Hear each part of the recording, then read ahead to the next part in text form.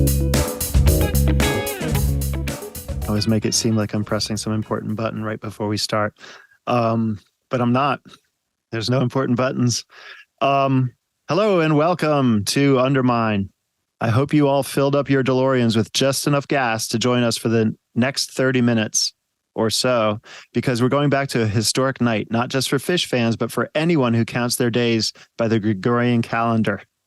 Because tonight, we're going to New Year's Eve, 1997. Hong Kong was handed over to China from British rule, and oh yeah, Phish finalized their destroying of America. I'm proud of us that we're not doing this part of season 4 on the actual anniversary, because that would make too much sense and it would make everyone understand what's happening. Well, RJ, I think we're just, I guess you could say we're taking our cue from Phish, because they celebrated New Year's Eve 2021 in April of 2022. And we also are having a whale of a time, I might add. Oh, no. Are those dad jokes again?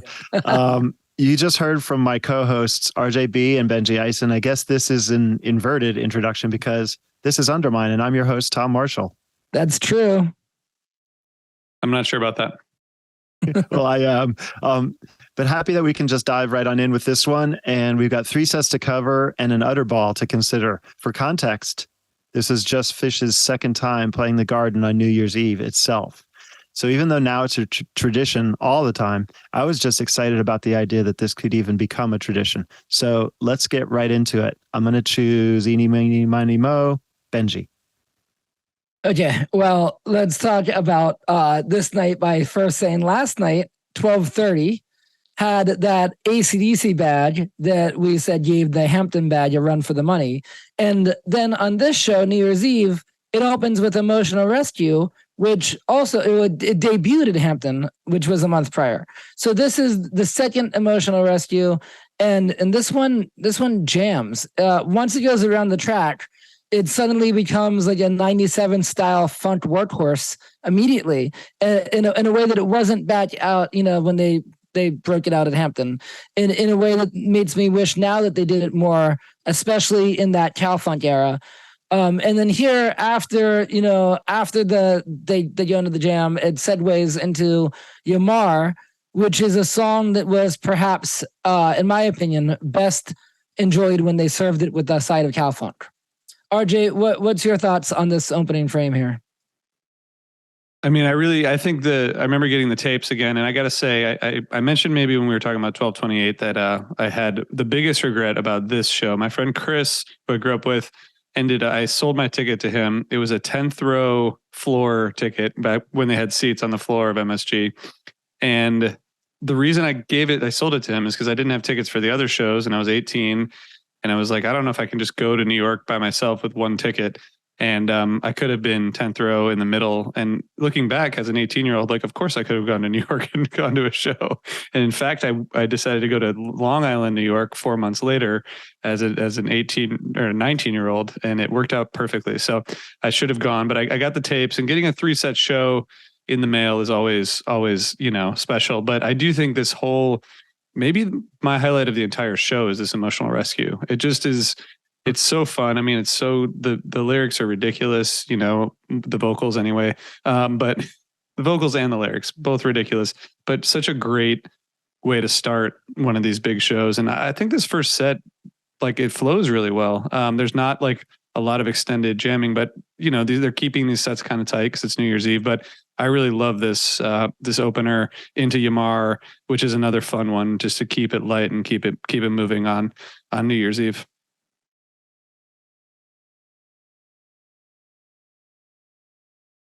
RJ, I think maybe I am rubbing off on you, because that was a Benji style answer. It had some references and some teases and some callbacks, and as it went down the set. And so I'm proud of you.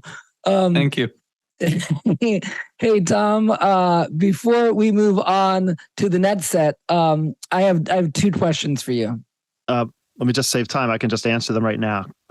Yes is question 1, and yogurt, granola, almond milk, a banana, and a little cranberry juice. Well, you nailed them, but I got two more for you then. So the first one is, Limb by Limb. Like, did you write the lyrics for Limb by Limb before Trey came up with the music, or was this one of your, mix and match pairings? So Scott Herman and I wrote the back and forth, the "Never Want My Hand Cut Off" part. While we were supposed to be working at AT&T, so long before Trey and I turned it into a song. We did that via email. We were across a large floor of cubicles from each other, and we'd lapse into long sessions of mutual poetry, using the term loosely, writing stuff like this in Cavern, for example.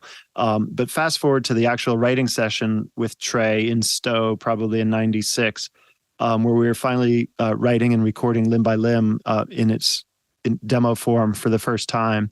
And he and I wrote the intro together, the "Shoulder That I Lean On" part. And then we sang the back and forth lyrics that Paige and he sing on stage. And lastly, there's like this, people always ask me about this drum part. It's like the amazing drum beat. Is Trey playing that? Because they hear the demo version on Trampled by Lambs and Pecked by the Dove. And it's a stunning, difficult drum beat. And no, Trey had recorded it or composed it on a drum machine. And he brought that ahead of time. So that beautiful beat. What was your second question? My second question is about the next song of the set, which is "The Horse." And it's a question about the original lyrics for that. Who was Matilda? Matilda is she is a character in a song that we wrote a long time ago. It's actually called Matilda, and it has extremely rude lyrics. And I think maybe the statute of limitations is over on being embarrassed about rude lyrics. I'm going to ask Trey if it's cool for me to finally put that out on my SoundCloud. Check out Thunderburn. Burn, Thunderburn on SoundCloud. And I'll add Matilda to that if I get the thumbs up, because we're beyond embarrassment now. And speaking of that, it might be a good time to go to break. Do you guys agree? I don't know how, speaking of what, but yes. Embarrassment. All right. And we're going to break.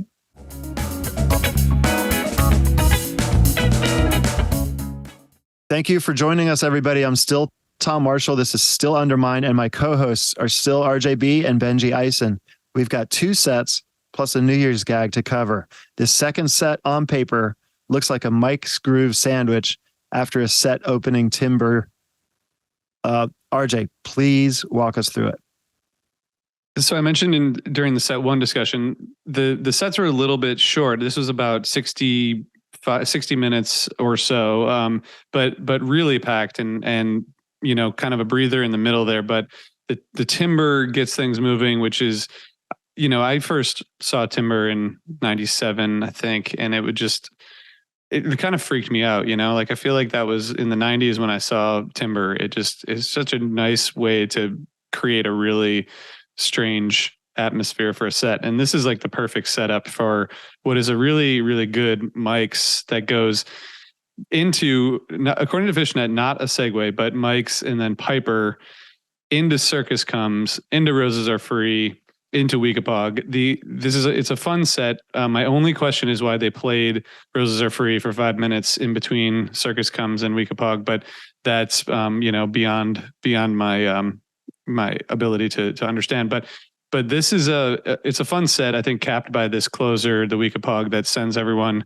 back to the drawing board for set 3. But I really like this Mike song. I don't know if you guys have thoughts on this set, but it's a fun one in the middle here.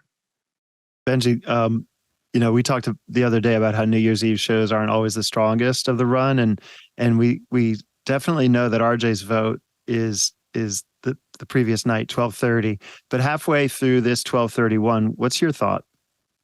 Well, Tom, I really liked this night. In fact, I had forgotten just how much I liked it because, okay, so 12:29 and 12:30 are both on live Phish, and so I listen to them, I'd say periodically, and probably, and will continue to do so probably for the rest of my life, and then 1228 isn't a show that I found myself wanting to listen to a whole lot once we migrated from the CDRs to streaming. I just haven't gone back until this past week when we did it, and it holds up. It's a great second set, but if you wanted to stream, or if you want to, I should say, stream New Year's Eve '97, the show we're talking about today, obviously, you have to go to Listen or archive.org, or you have to have it on your hard drive, or otherwise get an audience taped download. The soundboard is to this day still under lock and key, and usually that means these days that I'm not listening to it. Just out because there's so many great sound, shows out there with amazing sound that's been prepared and remixed and remastered. So there's so many to choose from. So I don't really go off the path that much anymore. But holy shit, guys, this show smokes. And for a New Year's Eve show, especially because oftentimes for New Year's Eve, the first set feels like a very much of a first set feel to it. The second set feels like them being nervous about something, and they know something we don't know, so there's this nervous energy. Sometimes that means that they play like a song like Piper a little bit faster, and then they do the 6-minute Roses Are Free type things, because they have a lot, and they're doing these great songs, but you can tell that there's an apex to the set that they know that we don't, and then the third set, and that answer takes us into set 3. So like many New Year's Eve shows, set 3 is kind of a you had to be there kind of set, because the gag happens, and then afterwards things are going around, and it's kind of, it either plays into the gag or else it is blowing steam off after, immediately, having the gag both for the band and the audience, which is why when you're there, everyone is very much on the same page and it's a celebration. But here for this night, there's the gag. Tom, do you remember the gag? It's funny you phrase it that way, because I did over party the night before as a rookie move. You party on New Year's, you don't party the night before. But because I had done my stage performance on the 30th, so I get so nervous and worked up before those. I think I had I had to work off some energy, and I just did New York City that night and never slept. And that said, I was not in the best shape. I think I woke up right before the show, and I remember people asking, "Are you okay?" the whole time. It was one of those. And the first set might as well have been forgotten. But I will say, I jumped back into consciousness around Mike's song. Totally remember it. Piper, Circus, and then Roses was like a slap in the face. I was like, yes, I'm here now. And then a long Wickapog, too long, but great 97 Phish to end 97. But you asked about the gag, and honestly, I didn't either didn't quite get it or just laughed along waiting for it to hit me. It never really did. The balloons are cool. I actually have one of those hand-painted super balloons still. Well, I agree with you about the gag. They've had so many memorable gags over the years, and I think maybe that's why I did phrase it with "Do you remember the gag?" It was kind of, this one. It seemed like it was a great New Year's Eve show. It was a great New Year's Eve run, but the gag itself to me always seemed almost like an afterthought to them. Which usually doesn't. That's usually not my take on the gag. But this one always seemed like a slight miss to me. Although it's better than filling up the Boston Garden with more balloons than massholes, I suppose.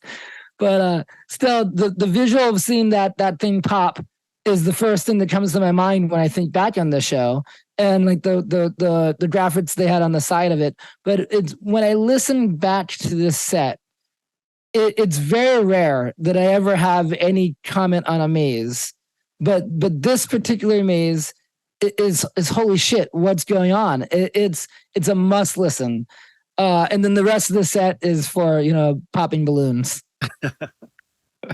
They ending the set with a pretty raucous Loving Cup is a great way to go out. And I feel like in some ways this New Year's run made me think a little bit more about the ups and downs that energy wise the band must be going through when they're playing 4 nights in a row. You know, like like by the third set of the last night, like they must just be exhausted. You know, like I think that Maze is like, I read a comment on Fishnet, which was like, just if you haven't listened to this Maze, it was kind of painful, and I thought it would never end, and I think the band was relieved when it did end, which I think is a funny comment. Unfinished. Yeah, I thought that Maze was amazing. So there you go. There you go.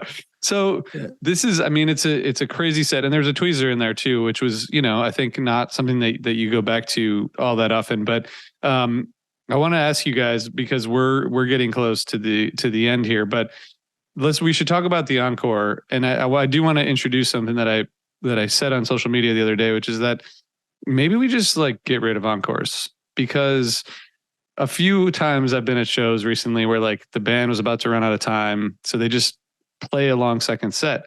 And, you know, I think you get like more of a jam at the end, and encores are like, you know, like we talked about Rocky Top, you know, it's like, okay, you play a 3-minute song and then like, we all know what's going to happen for the most part, unless you get a 12, 30, 97 encore. This one was a multi-part question. New York here into Tweezer Reprise. First time they played that. What did you guys think of that? And also, what do you guys think about where we are in human history with regard to encores? Let's invert that for a second. I want to talk about encores, and then Tom, I want your take on the New York, which I thought was a wonderful statement. You know, perfectly placed. But RJ, here's the thing about encores, and it didn't even occur to me till I heard your lovely monologue on it a second ago, and that's that.